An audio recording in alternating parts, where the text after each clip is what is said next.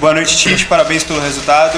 O futebol brasileiro, principalmente por parte dos torcedores e também por nós daqui da imprensa também, cobramos de vocês cada vez mais uma padronização estrutural, tática e principalmente dos 11 iniciais também, de manter uma regularidade com relação a isso. Eu queria saber de você, enquanto treinador, o quão difícil é manter esse estrutural tático, esse estrutural dos 11 iniciais, tendo que lidar com os fatores naturais do futebol, suspensão, lesão e afins, mas principalmente também com essa questão do calendário brasileiro, que é uma loucura total. Além do calendário, um tempo, e a tua pergunta é muito inteligente, e dava para a gente fazer que é, no sul fala churrasco, em São Paulo faz uma pizza, aqui faz um acarajé, é isso? Uma comida baiana, e a gente ficar conversando um tempão, para que tenha tempo de padronização tática. Aí tu sai de um 4-4-2 de marcação para um volante meio campista, para uma estruturação de um meio de articulação com 2 do lado e 2 externos que baixam. E aí tu começa a estabelecer variação. Mas só consegue isso quando tem tempo. Se não tem tempo, fica a fórmula mágica. Me ajuda aí, Matheus. Tempo para trabalhar entre os jogos, para gerar o padrão, não só dos 11 que vão começar, de todos que vão entrar. E acho que é importante para valorizar todas as competições, né? Como é que vai valorizar o Campeonato Brasileiro, a Copa do Brasil e a Libertadores com 13 jogos do jeito que é agora? A gente vai dar o máximo em todos. Só que não tem como dar o máximo sempre assim. É muito difícil. E tem que ter uma reorganização no futuro para a saúde do atleta, e porque daí a imprensa, os treinadores, os jogadores, a torcida, todo mundo vai ficar mais feliz, porque o atleta inteiro produz mais. E os campos para ajudar também. Esse estava bom. Com a qualidade que estava hoje, Vitória. E vou dar então uma sugestão. Diminuam os regionais, gente. Nós jogamos o regional de domingo a domingo, né? Bruno? Ou domingo, a média de 5 dias de folga. Reduz. Dá um tempo maior para o campeonato. Ou reorganiza. Em cumprido brasileiro, faz simultâneo. Alguma sugestão eles têm que dar. Dá para a gente dar sugestões. A gente precisa ser ouvido também para dar sugestão. E vocês na imprensa têm batido muito, não precisa muito. Se olharem todas as crônicas, que ela seja baiana, que ela seja carioca, ela tá mostrando, ela está dando. E uma delas é o ponto que a gente bate. Diminui os regionais o tempo e dá uma margem de tempo maior para o brasileiro. Entre outros que vocês mesmos colocam como sugestão. Dá para ouvir? Dá? Tite, pegando um pouquinho o gancho da pergunta do amigo, né? A gente sabe que o calendário brasileiro é meio complicado. Ainda mais quando você tem um jogo recente, que você jogou contra o Criciúma em Brasília, está vindo para cá para jogar contra o Vitória. Eu queria saber se a sua estratégia que você montou para pegar o Vitória aqui, ela deu certo dentro de campo? Primeiro tempo, sim, consistente, equilibrou e teve melhor até os 15 minutos. Do segundo, retomamos, estávamos na inércia de fazer o segundo, tomamos o gol, mas tivemos a força, pela qualidade técnica dos atletas e também pela mexida, pela reorganização de fazer o segundo gol, um resultado, ao meu entender, justo daquele que foi o desempenho. Resultado de desempenho, resultado do placar, para mim, ele teve junto. Boa noite, Tite. Boa noite, Matheus. Sidão Marinho da Litoral News.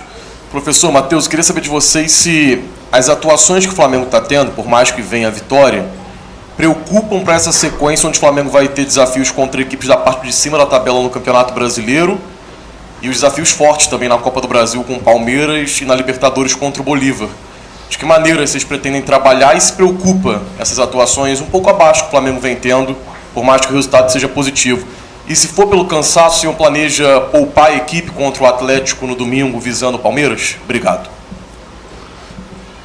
Entendo a pergunta do poupar. E vou dizer para o torcedor do flamenguista, ninguém poupa. Nós não poupamos. Nós não poupamos ninguém. Então, esse é o primeiro dado. O segundo é que uma retomada nossa de jogos extremamente difíceis. E vim aqui ganhar do Vitória, fazer um primeiro tempo que teve com autoridade. No segundo tempo equilibrou. Aí tu tem. E aí uma retomada para ter um padrão lá frente, que foi, por exemplo, uma série de jogos que nós tivemos anteriormente, não vou ficar citando até para não, mas ela retoma um padrão agora. Ela é passo a passo, step by step, para que a gente retome esse padrão. E tem momentos também que a gente, até linkando com a pergunta que foi feita antes, a gente tem a estratégia, a gente bola a estratégia, mas não é simples assim, tu faz, tu treina, chega na hora e acontece assim, faz. Inclusive, pô, o lance do gol foi muito em cima do que a gente trabalhou também. Só que tiveram outros momentos que a gente poderia ter sido mais vertical, ter conseguido chegar nesse último terço com mais em cima para fazer o gol e não conseguiu. E daí se você faz o segundo gol, também te traz um conforto, uma confiança maior de fazer o jogo fluir. Então quando tu fica ou no 0-0 ou no placar adverso, que a gente vem de 3 jogos tomando gol primeiro. E esse a gente faz o gol primeiro, toma o gol e consegue buscar ainda. Então tem que encontrar esse equilíbrio para tomar essa confiança e fazer as coisas fluir naturalmente também. É um processo. Galera, a Star trouxe aí pra vocês o melhor trecho da entrevista coletiva do técnico Tite. Foi uma coletiva até que bem curta, comparada às outras coletivas que o técnico Tite dá, mas eu trouxe aqui pra vocês, na minha opinião pelo menos, o melhor trecho, o melhor corte, a melhor fala que ele teve de toda a coletiva. E nós precisamos falar de um negócio.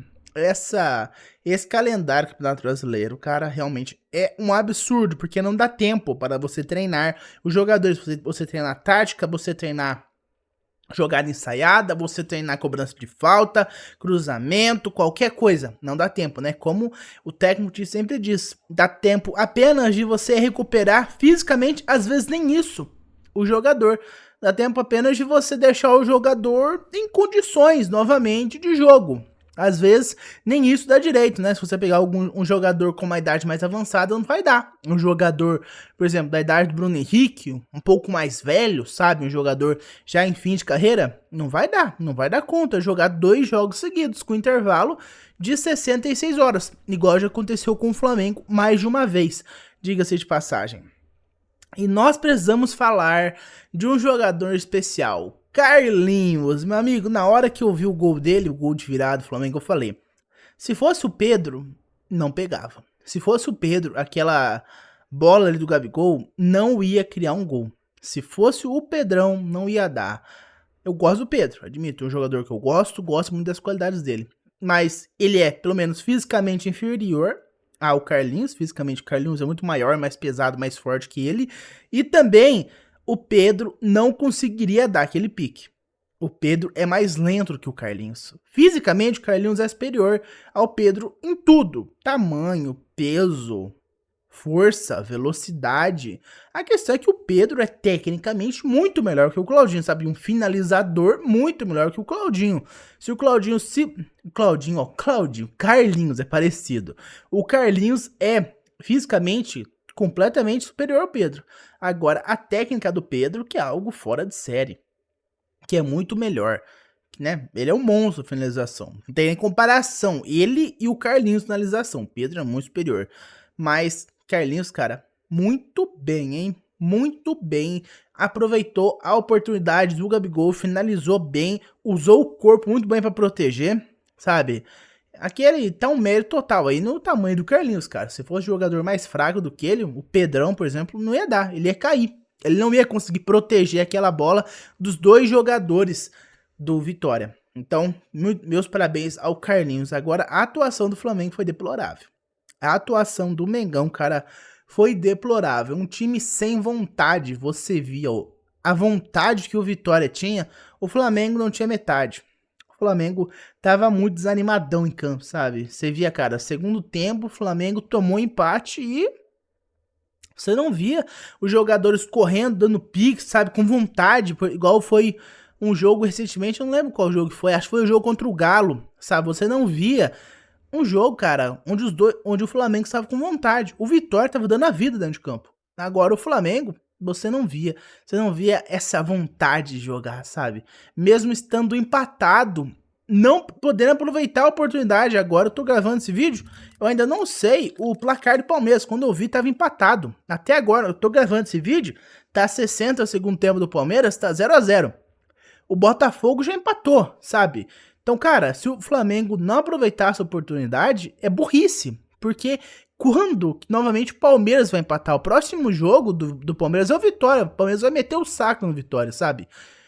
Se o Fluminense conseguir segurar o empate, é uma chance que o Flamengo não pode perder.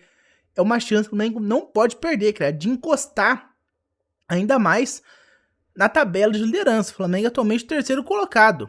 Então, cara, o Flamengo não pode perder essa oportunidade. Eu tô gravando, tá 0-0, Palmeiras e Fluminense. O Botafogo já empatou, agora tem que ver, cara, porque é uma oportunidade de ouro o Flamengo tentar reconquistar a liderança do Campeonato Brasileiro. É uma chance de ouro. Mas por enquanto foi isso, meus amigos. Muito obrigado por ter me ouvido até aqui. Lembrando, deixe seu like, se inscreve no canal e também aciona o sino de notificação. Eu vejo vocês no próximo vídeo. Um abraço a todos e até mais. Vamos, Flamengo!